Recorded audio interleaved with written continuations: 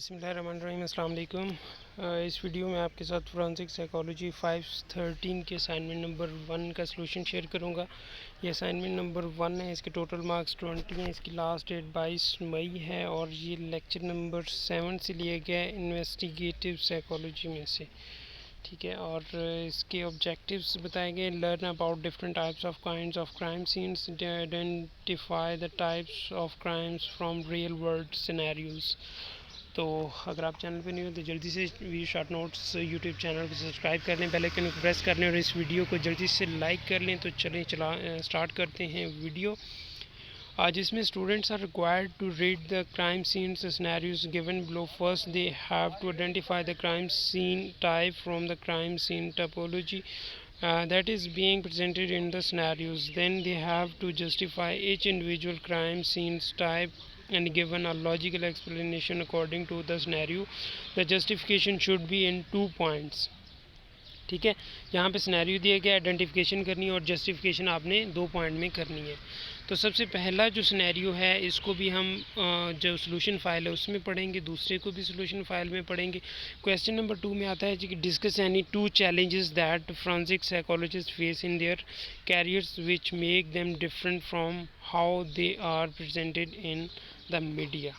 तो ये 5-5 नंबर के 2 आपने लिखने हैं। टोटल मार्किंग पहले क्वेश्चन के 10 नंबर हैं, दूसरे के भी 10 नंबर हैं, टोटल 20 हो जाएंगे। बाकी कुछ फॉर्मल सी इंस्ट्रक्शंस हैं, इनको आपने फॉलो करना होता है। हैंड आउट्स के ऊपर रिलाई नहीं करना, आपने लिंक्स बुक और हैंड आउट यूट्यूब जहाँ से भी आपको हेल्प मिले आपने लेनी है। Do not write irrelevant answers. Your answer must be according to the marks and requirements of the questions. और बाकी जनरल फॉर्मेटिंग और बाकी चीज़ें होती हैं, इनको भी आप एक मरतबा रीड कर लिया करें। ठीक है, और इसके बाद आ जाते हैं जी क्वेश्चन फाइल की तरफ। जी तो क्वेश्चन फाइल की तरफ आ चुके हैं, इसको आपने कॉपी पेस्ट नहीं करना। और वीडियो को अभी तक आपने लाइक नहीं किया तो जल्दी से चैनल को सब्सक्राइब करके वीडियो को लाइक कर दें। चलें जी तो देख लेते हैं। सबसे पहले आ जाएगा सिनेरियो में है कि एक बिजनेसमैन था, उसको जनाब उन्होंने मार दिया उसको अपने घर के अंदर। और उसके बाद जो मारने वाले थे उसने पूरा यानी कि टारगेट सेट किया हुआ था, प्रोफेशनल किलर था और उसने पूरा होमवर्क किया हुआ था। ठीक है, ये सारी चीज़ें जो मैं आपको बता रहा हूँ ना, ये हमें हेल्प आउट करेंगी इसको आइडेंटिफाई करने में। ठीक है, तो ये आपने देख लेना है। फिर उसने ग्लव्स पहने हुए थे कि कोई फिंगरप्रिंट ना रह जाएं, और इस तरह से उसने जो बाकी भी चीज़ें यूज़ की जो भी, ताकि कोई भी एविडेंस ना रह जाए, ताकि मैं पकड़ा ना जाऊं। तो ये उसने बड़े तरीक़ेकार के साथ जो है ना इस बंदे को मारा था। तो इसका जो आइडेंटिफिकेशन बन रही है वो ऑर्गेनाइज्ड क्राइम सीन बन रहा है। ठीक है, वो किस तरह बन रहा है, क्योंकि इसने पूरे होमवर्क के साथ और एविडेंस को ख़त्म करके ये इसका मर्डर किया है।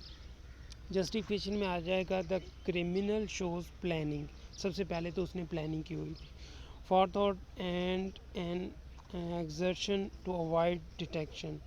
The individual knows well what he is doing and task every possible step to avoid leaving incriminating evidence police could use to catch him। मतलब उसने जो भी एविडेंस था सबसे पहले तो उसको ख़त्म करना होता है। जैसे कि इस बंदे ने बड़ी तरीके से ग्लव्स पहन के और बाकी चीज़ें ऐसे की थी कि उसके कोई भी एविडेंस ना रह जाए। तो ये इसके अंदर क्या जस्टिफिकेशन में आ रहा है, ऑर्गेनाइज्ड क्राइम सीन में क्या आ रहा है कि वो सबसे पहले तो अपना कोई भी एविडेंस नहीं छोड़ते होते। और उसके बाद क्या आता है जी, consider precautions are made to prevent arrest identification offenders, maintains control of himself and the victim. One other very important characteristics of organized crime scenes is that victim is selected rather than being random.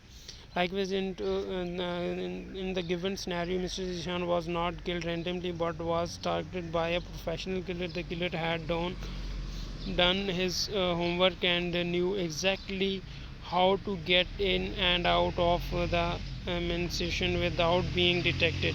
तो ये basically उसने पूरा homework करके इस बंदे को मारा था, तो ये आ जाएगा ऑर्गेनाइज्ड क्राइम सीन में। दूसरे नंबर पे आ जाता है सिनेरियो नंबर 2। अगर आपने वीडियो को लाइक नहीं किया तो लाइक कर दें, इतनी मेहनत से आपके लिए वीडियो बना रहे हैं तो लाइक से क्या जाएगा, कर दें लाइक। अच्छा जी, दूसरे सिनेरियो में आ जाता है man had lost his job and was struggling to make ends meet. He needed money to pay his rent and buy food, but all his attempts to secure a job assistant failed. Feeling frustrated and desperate, he entered the store with a gun in hand and demanded money from the cashiers. Mean के उस बंदे ने नौकरी नहीं थी, struggling कर रहा था, रेंट पे करना था, बहुत सारे इश्यूज थे, और उस बगैर किसी प्लानिंग के वो बंदा क्या किसी स्टोर के अंदर चला गया है, गन पॉइंट के ऊपर पैसे लेने की कोशिश कर दी है। तो ये क्या शो कर रहा है, डिसऑर्गेनाइज्ड क्राइम सीन कर रहा है। बेसिकली 3 तरह के क्राइम सीन होते हैं, ऑर्गेनाइज, डिसऑर्गेनाइज्ड और मिक्स्ड, मतलब कि जिसमें क्राइम सीन उसने प्लानिंग नहीं की होती और या प्लानिंग की होती है फेल हो जाती है, तो वो मिक्स में आ जाता है। और ये डिसऑर्गेनाइज्ड सीन आ जाता है कि जिसमें कोई प्लानिंग नहीं की होती और ना ही वो जनाब आता है एकदम से प्लान करता है और जो है ना जो कुछ भी लग रहा होता है उसके हाथ में वो उसको लेके उड़ जाता है। ठीक है, तो यहाँ पे जस्टिफिकेशन में आता है क्रिमिनल शोज नो प्लानिंग और premeditation motive of the crime is impulse rage or some other intense emotional state। मतलब वो पहले से कोशिश नहीं करनी होती, उसने सोचा नहीं होता, बस वो एक मतलब कि अचानक से उसको वो फ्रस्ट्रेटेड होता है या जो भी, जिस तरह से यहाँ पे उसके पास रेंट पे करना था और पैसे नहीं थे तो इस वजह से उसने शुरू कर दिया था। तो ये बेसिकली विक्टिम जो है ना वो कोशिश करता है अपने जो भी उसके पास रिसोर्सेज होते हैं उसके साथ लोगों से छीनने की या क्राइम करने की कोशिश करता है। तो ये जो गिवन सीन था इसमें भी ऐसे होता है, man feeling frustrated and desperate he entered the store, और उसके बाद गन पॉइंट के ऊपर उसने पैसे छीनने की कोशिश की।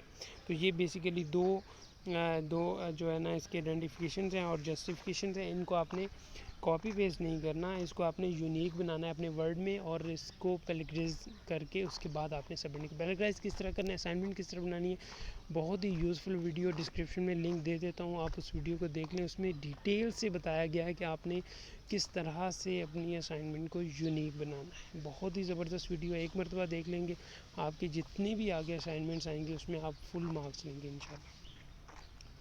उसके बाद आ जाता है क्वेश्चन नंबर 2 आपका, जिसके अंदर वो कहते हैं कि discuss any 2 challenges that forensic psychologists faced in their careers to which make them different from how they are presented in the media।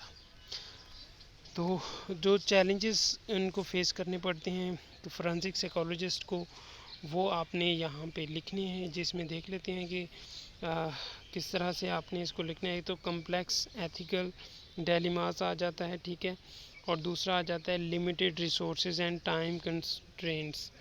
तो टाइम काफ़ी वीडियो का हो चुका है तो इसलिए मैं इसको डिटेल में नहीं बताने जा रहा, आप इसको रीड कर लीजिएगा और इसको अपने वर्डिंग में थोड़ा सा चेंज करके सबमिट कर दीजिएगा। बाकी तो मैंने आपको बता दिया कि पैराग्राइज्म किस तरह से चेक करना है और उसको यूनिक किस तरह से बनाना है, ठीक है।